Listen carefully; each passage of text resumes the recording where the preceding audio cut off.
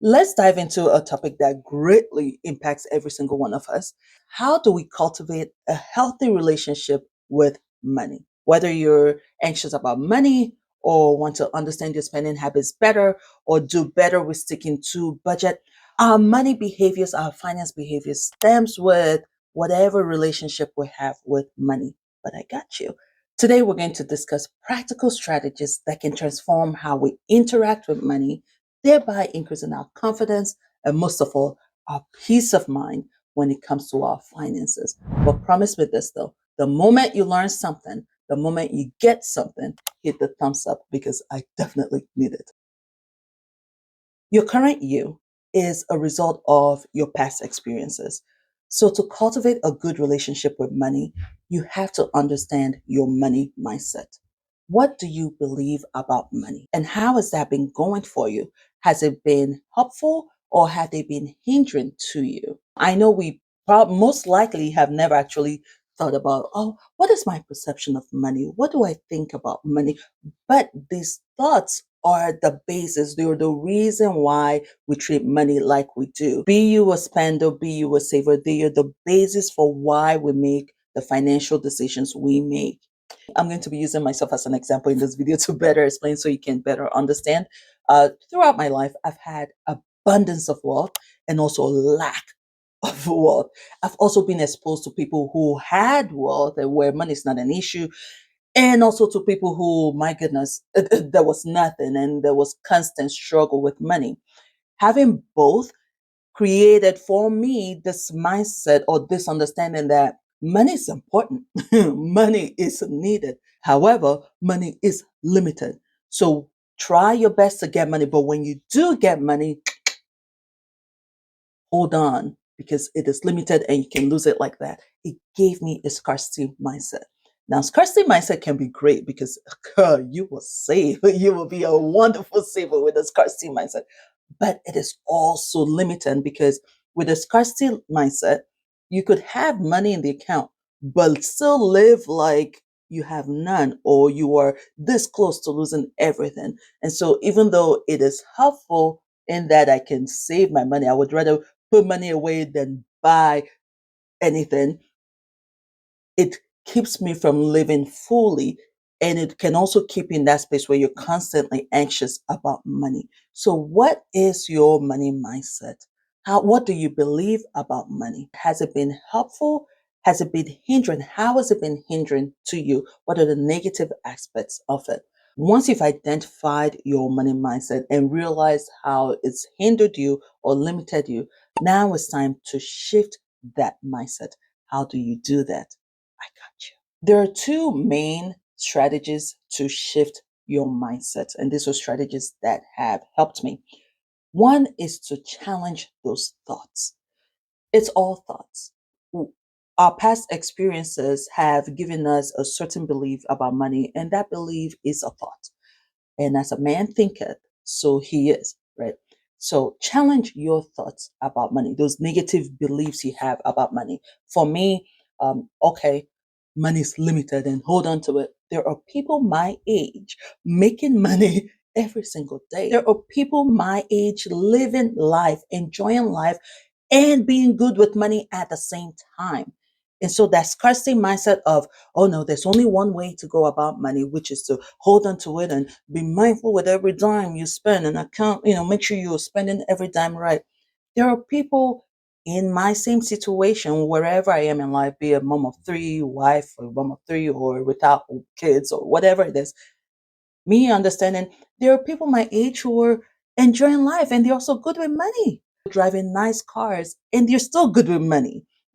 Challenging that mindset of there's only one way to be good with money, and that's holding on. You know, your money mindset is the root. From it stems everything else. And so when I have a scarcity mindset, my thought process is this is the only way to make money, not even just managing money, to make money. And then realizing, oh no, there are people making money with other paths and not necessarily hard, like the social media and YouTube. Oh my goodness, that is a challenge to the scarcity mindset because the scarcity mindset, at least my experience anyway, is get a job that pays well or you do a business that pays well. Well, now you see people half your age, half your experience, half your smarts. I'm not ego. I'm trying to challenge thoughts. Making money by just showing up online. Hello, that challenges that thought. You know, the scarcity mindset is, oh no no no no no. You got to be careful. Can't take any risk. Oh no, I'm seeing people taking risk, and it's turning out well. Yeah, some are failing, but they get back up.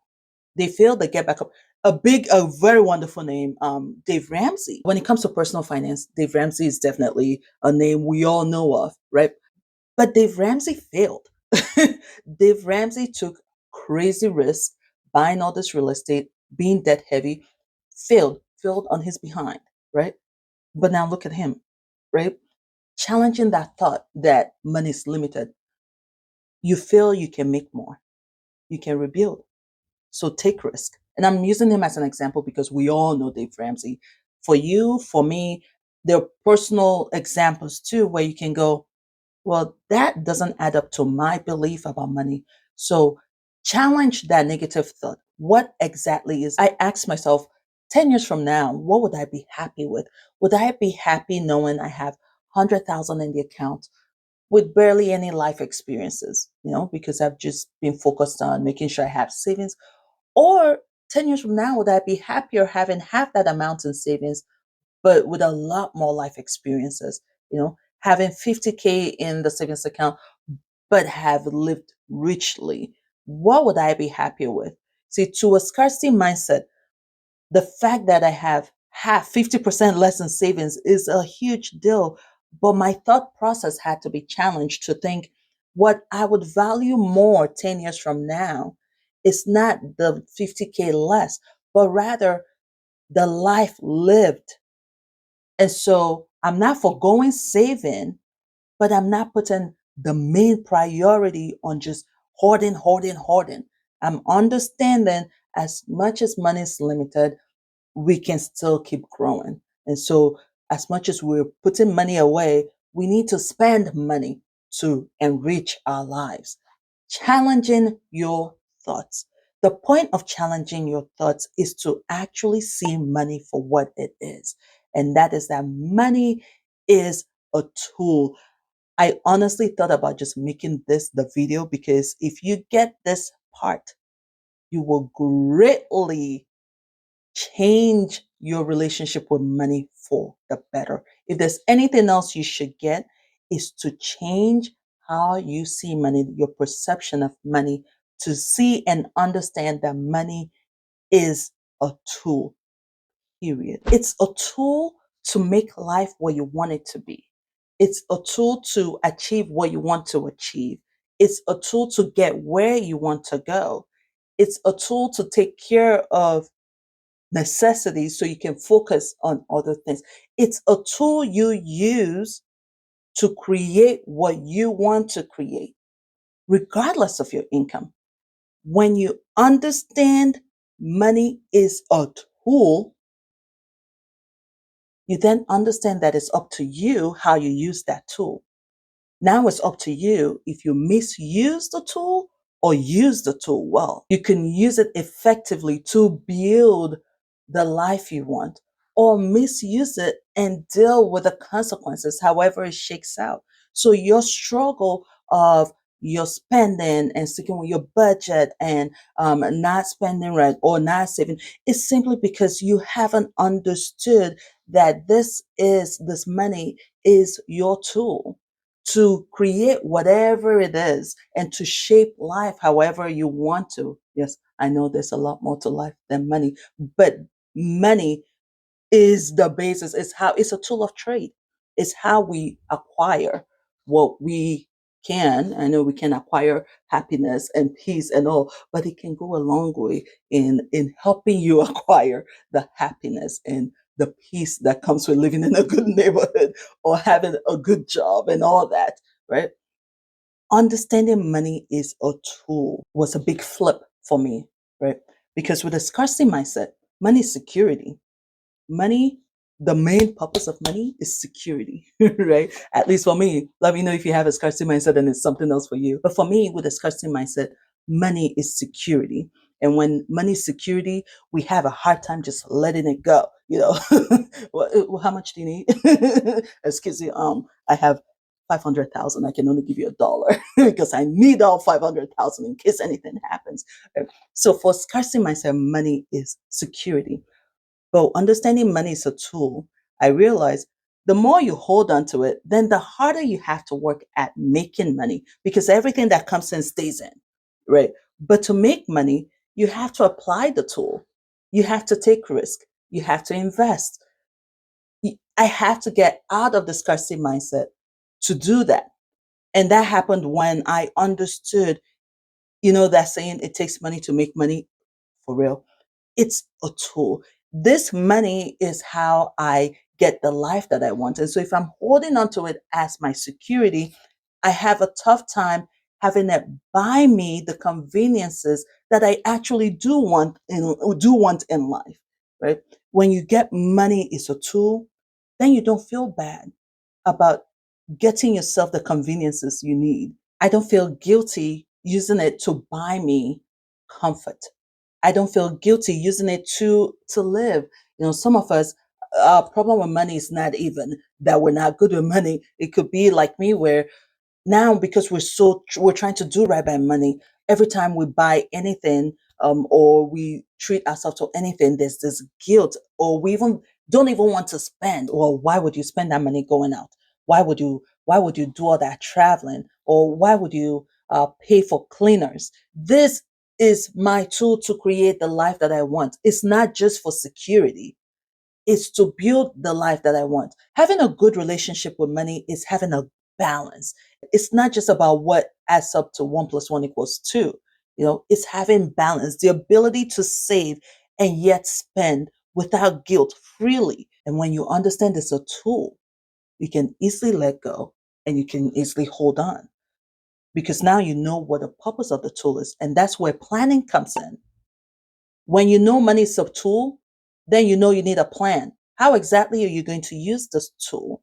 You're not just going to have hammer, nails, and screwdriver and all. I'm so horrible when it comes to tools. I don't know them names. But just having the tools laying around does nothing.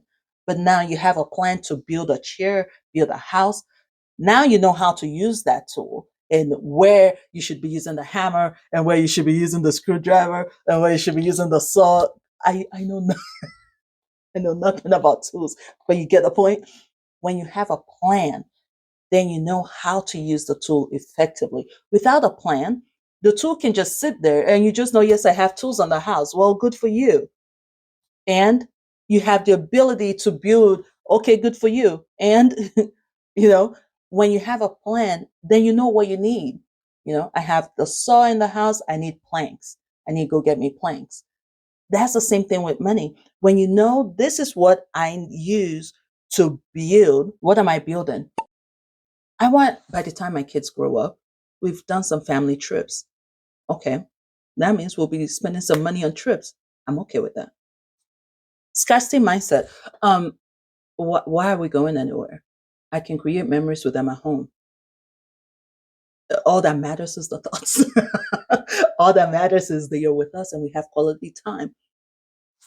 But me understanding this is what I want at the end, is to have these trips with our kids. We've gone here, we've done this, we've had fun outside. When it's time to spend money on that, I'm not this there isn't the struggle that comes with the scarcity mindset. Why are we wasting money? Why are we I know this is what I want. And so it's not a matter of why we're wasting money. It's how do we spend effectively?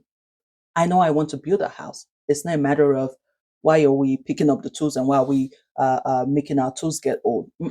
It's what type of house do we want to build and how can we build the best house for the money, and not waste money building a useless house. Do you get the point? Understanding money is a tool awakens you to the fact that you need a plan. And so, what is your plan? You know, I want to have 50K in the account by the end of the year. Okay, how do we get to it? That means we're going to have to be putting some money away, right? Because I'm not a good saver, but now I understand, I really want to have that emergency fund.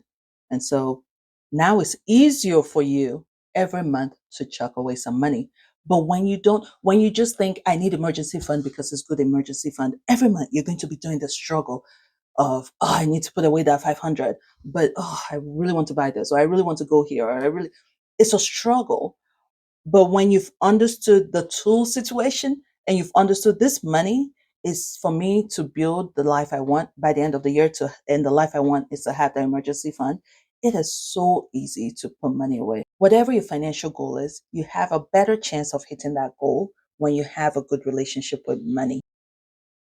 Another great benefit of understanding money is a tool, how it changes your relationship with money for the better, is now you no longer define yourself by the abundance or the lack of money. When you understand this is just what we use to get where we want to get or to build what we want to build, the fact that I don't make that much money, okay, and what matters is that I use what I do have well. You know, the fact that someone has an abundance of it, or heck, the fact that I have an abundance of it, let's keep it, to us, forget what other people are doing. The fact that I have an abundance of it doesn't inflate my ego because now I feel like I am all that and more. No, what I take pride in is my ability to manage well. And so I'm not so focused on the abundance, but more focused on how I'm using this tool. And let's go back out to other people and what other people are doing. It also means I don't place so much value on those who have and those who do not have. Right? When I see those who have a lot of it, or I am with those who have a lot of it, I don't have the pressure, or I don't spend and live in a way to show myself to them that I'm just like them and I have, so they don't look down on me. That goes out the window. My spending habits is no longer for status, it's no longer to show, it's no longer to prove. Because the way I see money is I'm using it to buy me what I want, not what you say I should want, not what you say you want, what I want. I want a Honda. I can afford a Honda. That Honda is my way to get to, hopefully 10 years from now, I'm going to Rolls Royce, right? Or whatever big name car it is. But if I'm not seeing money as a tool and I'm still, hung up on the fact that everyone else is driving a put a luxury car in there. Everyone else is driving a Lamborghini. Gosh, I'm horrible with cars.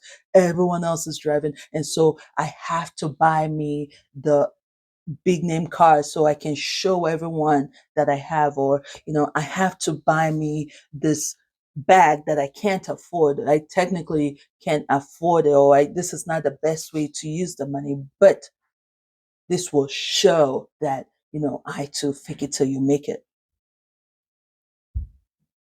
This tool I need it so that 5 years from now, I don't even have to blink an eye because I'm trying to buy a $2,000 bag because I got $2,000. Right now, I need this tool to build this life. And so the fact that everyone around me is carrying a Chanel, okay, my focus is what I'm building. But when I'm still seeing money as, oh, they have a lot of money, they are special because they have a lot of money, or they are whatnot because it's a, you will never build because you're constantly chasing after they're special because they have a lot of money, and vice versa. Sometimes we hammer on the abundance. Same with scarcity. That scarcity mindset. Oh, sorry. Same with lack. That lack, not having it. Oh, I don't want everyone to know that I don't have. Oh, I don't want anyone to see that I have none. Don't get me wrong. There's decency. Listen, you have to take pride in yourself. And some things you keep at home. Everyone don't need to know your business. you know, but that mindset of, oh, this $2,000 is better spent elsewhere, but let me spend it here so no one is aware of the fact that I can't even afford it. You're only robbing yourself of the raw material you need to build for the future. But when you get that money as a tool, listen, I have $2,000. I need this $2,000 to create wealth 5 years from now. I don't care if you know that I don't have 2,000 right now for what you want me to use it for. It also makes you free to discuss it, right? Because now you can openly have the conversation, what is now called loud budgeting. Let's travel this summer. Let's go to, I don't know, insert wherever. I cannot afford that. Right now we are doing, I don't know, Florida. Right now we are doing. I'm creating memories with the kids.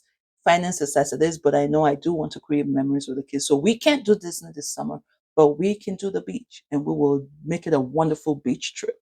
you know and that is it. It doesn't I don't feel horrible about that. I don't feel less than about that. I don't also feel like I'm wasting, because even that trip to the beach, to a scarcity mindset, is a waste.